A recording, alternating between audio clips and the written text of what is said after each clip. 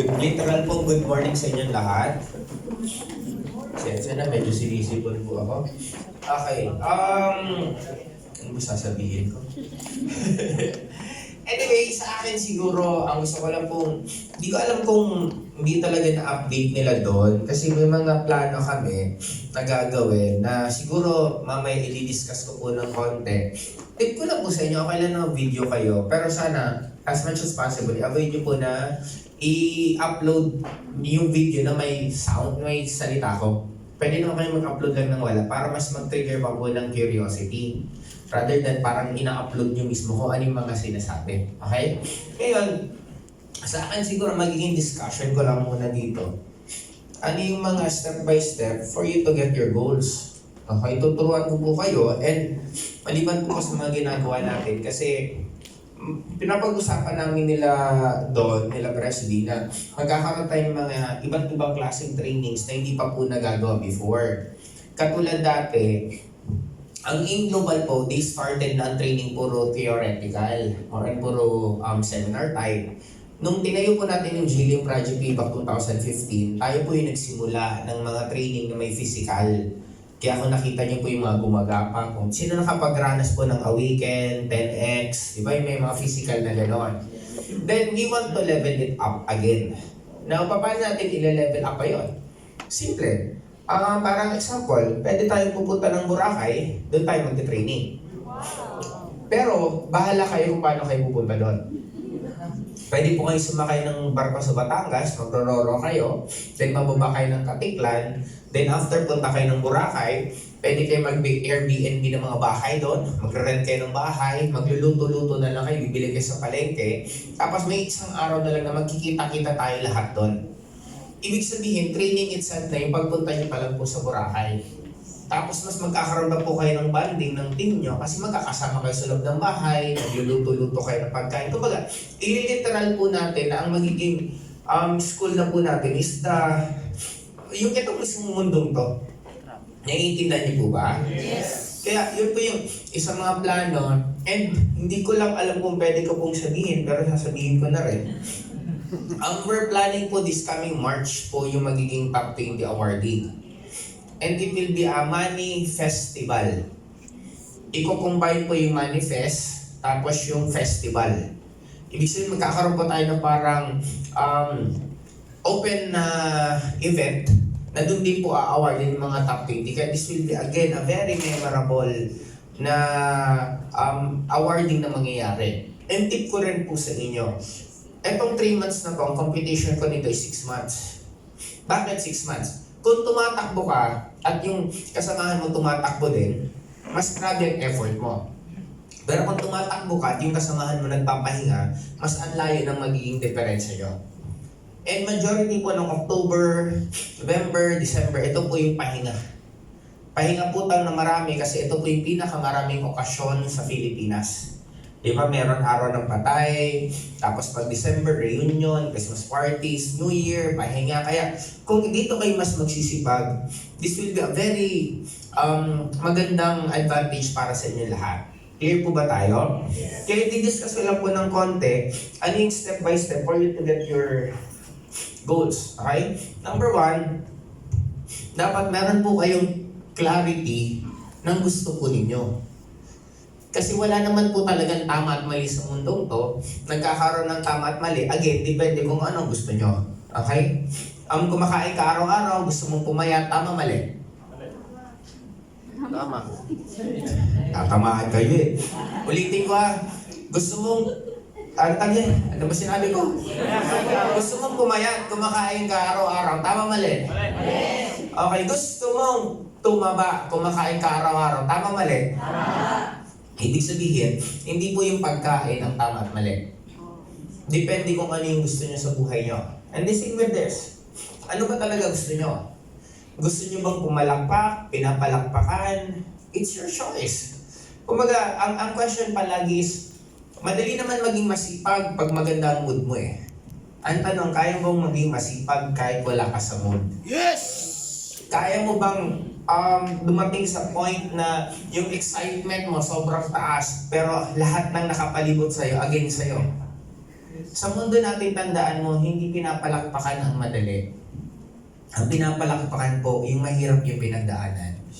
Kaya don't ever expect na gusto mong maramdaman yung mga iniidolo mo, but end of the day, gusto mo ang daanan mo lang puro madali. Kasi hindi ka naman papalakpakan. Kung nagagawa ng lahat ang nagagawa mo, walang kwenta yun.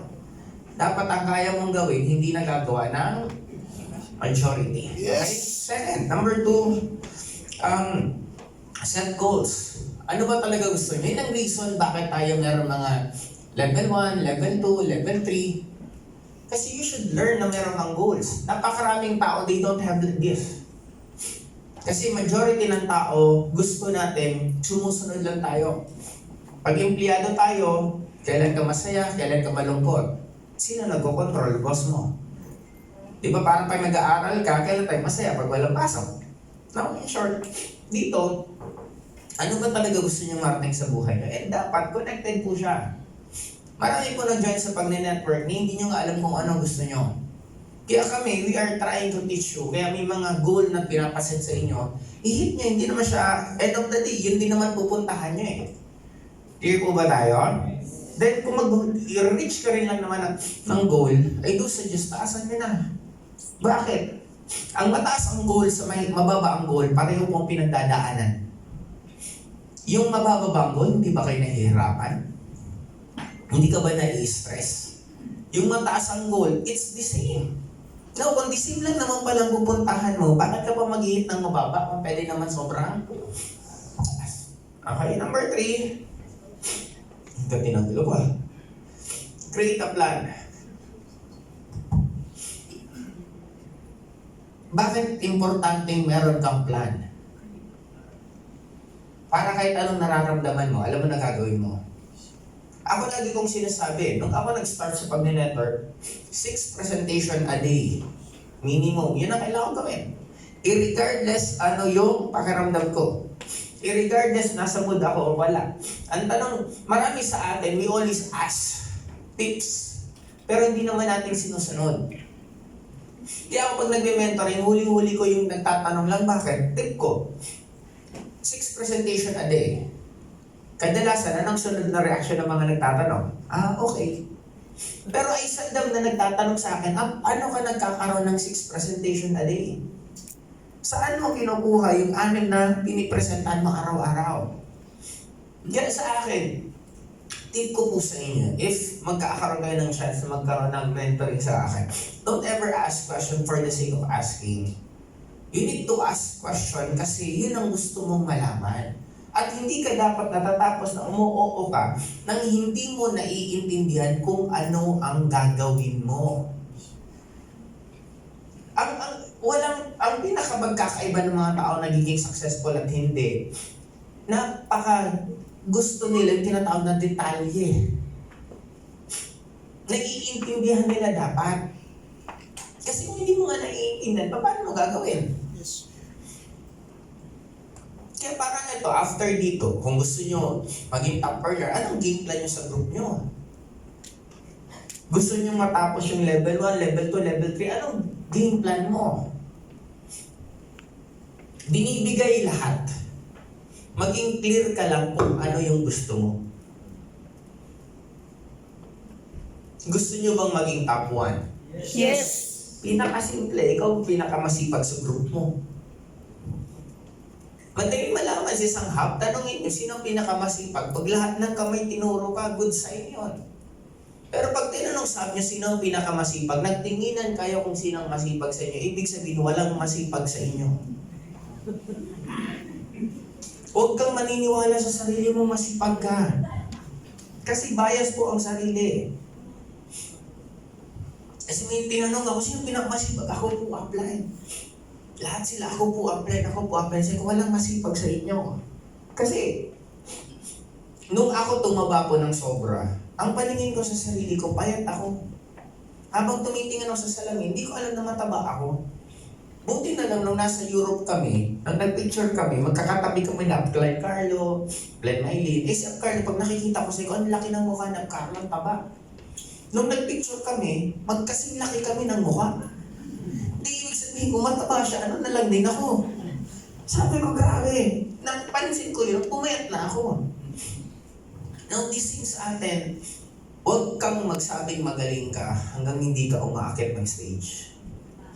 Huwag mong sabihin na magaling ka hanggang hindi ka na-award ng top 20. Nagkakaintindihan po ba tayo? Yes. Okay, after creating a plan, next na kailangan niyo pong gawin, stay informed and be educated.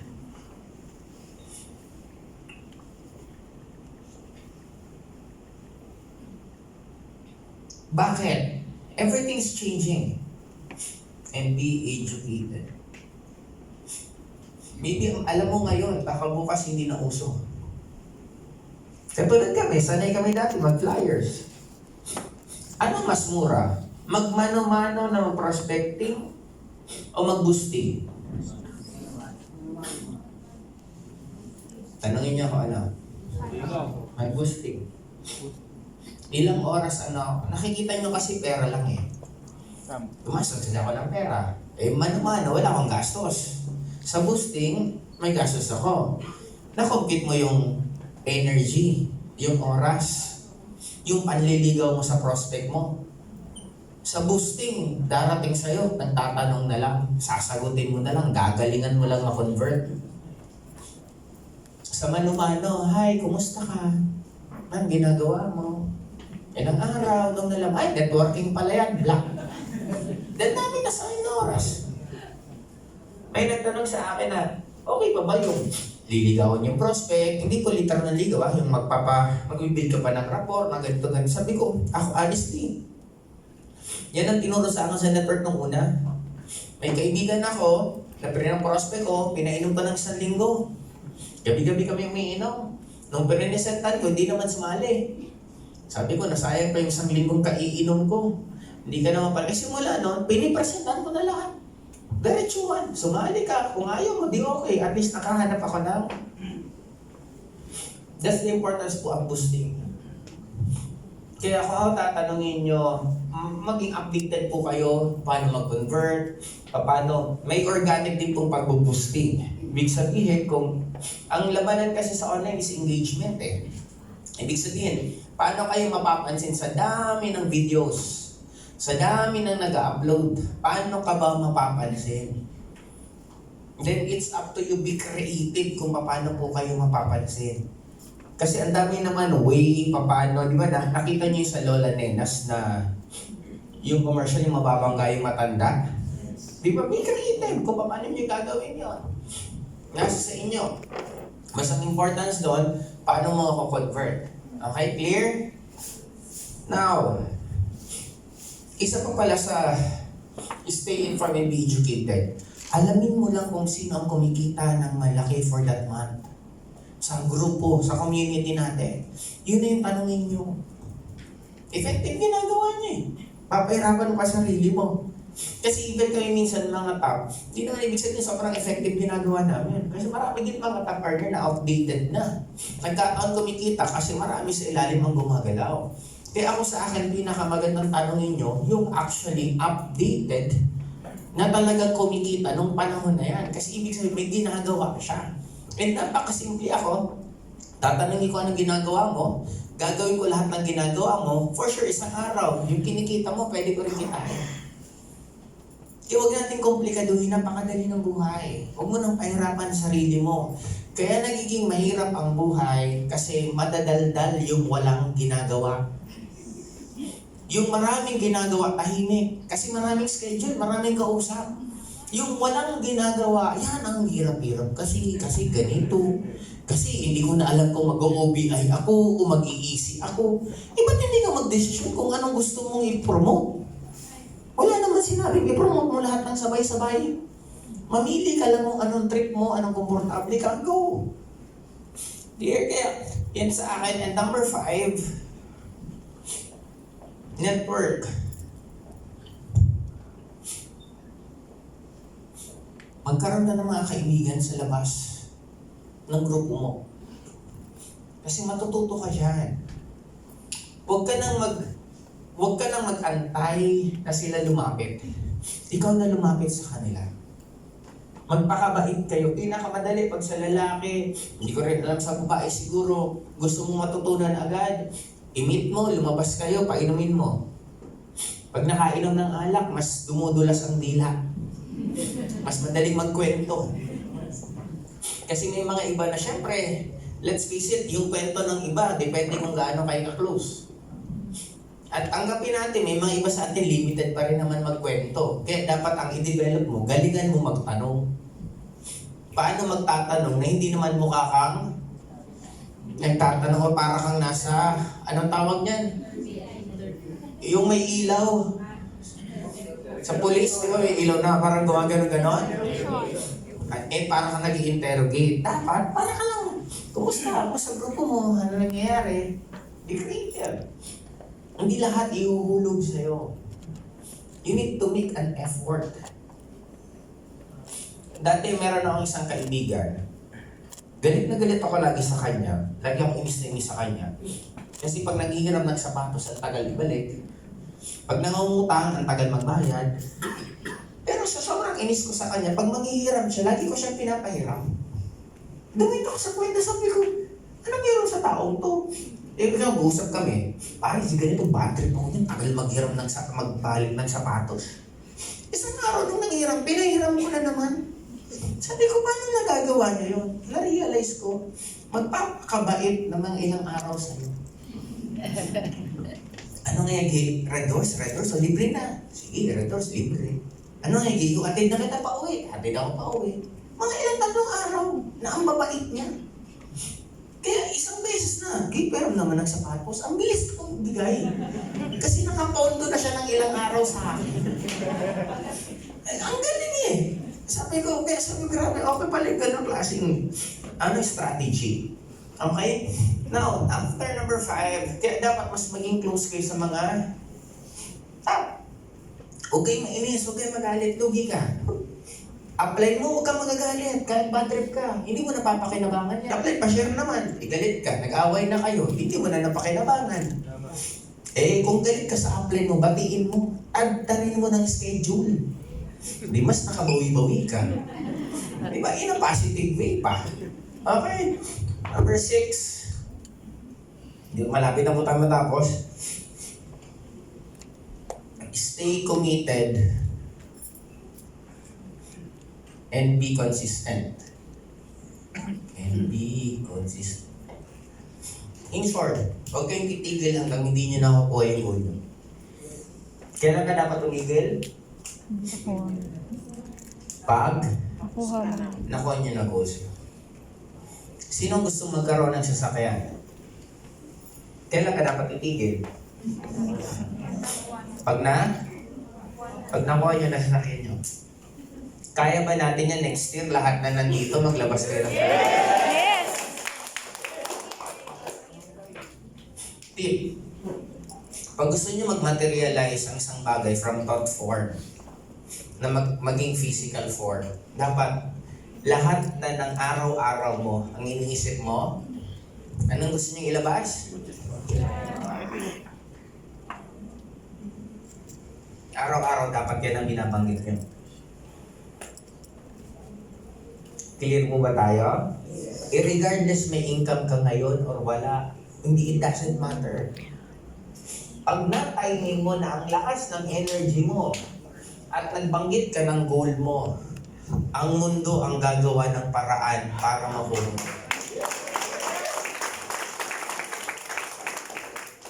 Kailan mas magandang lagi magbanggit ng mga goals, lalo na pag nandun ka sa positive vibration. Ano yung positive vibration? Masaya ka, in love ka, excited ka.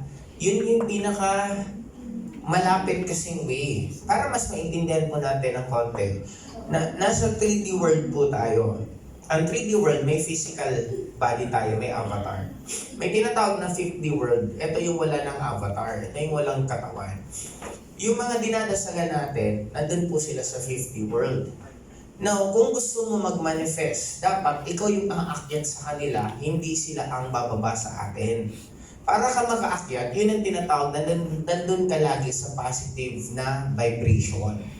It doesn't matter kung anong sitwasyon mo. Diba? Kaya mo naman maging masaya kahit anong sitwasyon mo. Yun ang totoo. Tama po ba? Yes. Binivisualize mo pangalan kung anong gusto mo, kinikilig ka na eh. Ibig sabihin, it doesn't really matter kung anong sitwasyon mo. Kaya para sa akin, regardless ano yung gusto nyo, lagi nyo dapat babanggitin at ilulugtong ko ito. Napaka-importante po na align kayo. Anong ibig sabihin ng align? May mga iba ko nawiwag doon na networker. Gustong kumita ng malakas sa network pero ayaw ng schedule. Di ba dapat kung gusto mo kumita ng malaki sa networking, dapat love mo rin ang schedule. Kaya nga dapat pati nga, katulad ng kay Alden, honestly hindi ko na nga maalala yung sinabi niyang binigyan ko siya ng, anong tawag niyan? Ng package, hindi ko na maalala kasi ako basta pag tumulong. Then sa akin, dapat ganun din. Pero huwag niyong isipin kung anong ibabalik sa inyo. Kasi may batas naman ang mundo. Anong itatapon mo? Mabalik.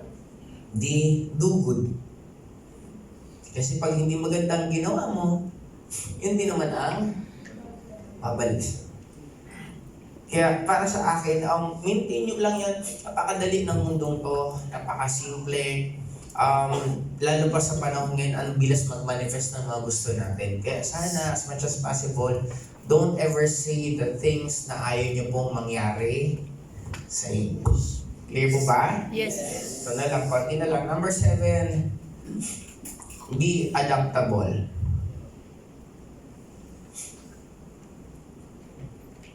Pwede yung nakasanayan mo dati, hindi na uso sa ngayon. Yung ugali mo dati, hindi na uso sa ngayon. Kaya you should learn to be sensitive enough kung nakakatulong pa ba sa akin yung alam ko or hindi na. And there's nothing wrong to change. Diba alam naman natin lahat, napakasimple anong nangyari sa Nokia. Hindi sila nag-adapt eh. Anong nangyari sa Friendster? Hindi sila nag-adapt. Kaya marami pong mga ganon, even networker. Marami pong networker na kumita dati na hindi na nakaulit ngayon dahil we should learn to adapt. Ano na ba ang labanan sa industriya? Ano na ba ang uso sa ngayon? Ano ba ang meron sa company na ugali ko na dapat adaptable or dapat nakakasabay or hindi? Kasi sabi ko nga ako, 21 years na ako sa industry. But I could stay still relevant for 21 years. Dahil honestly, lahat kayo dapat meron na po kayong TikTok account. Dapat meron po kayong YouTube account. Yung mga matatandang networker, sigurado ako matatagalan yung gumawa ng mga... Kasi hindi na sila.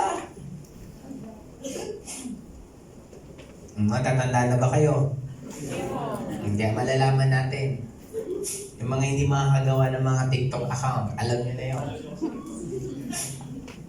Okay, clear ba tayo? Sa paggagawa sa social media po, simple lang sa akin. Kung anong nakasanayan mo, kung anong hilig mo, yun ang gawin mong content, idagdag mo na lang yung business. Clear? Number 8, last 2. Celebrate